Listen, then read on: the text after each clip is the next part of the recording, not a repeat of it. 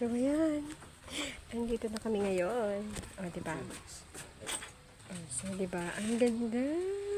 Dagat na talaga ako, promise. Swear.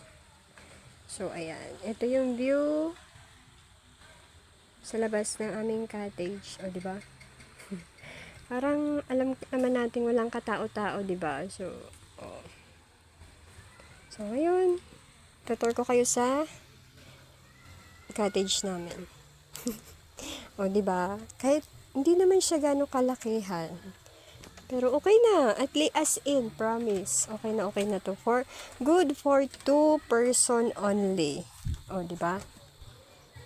So, ayan. O, diba? May pa-heart pa sila. Bongga. So, ayan. At least okay na. What a good ambience.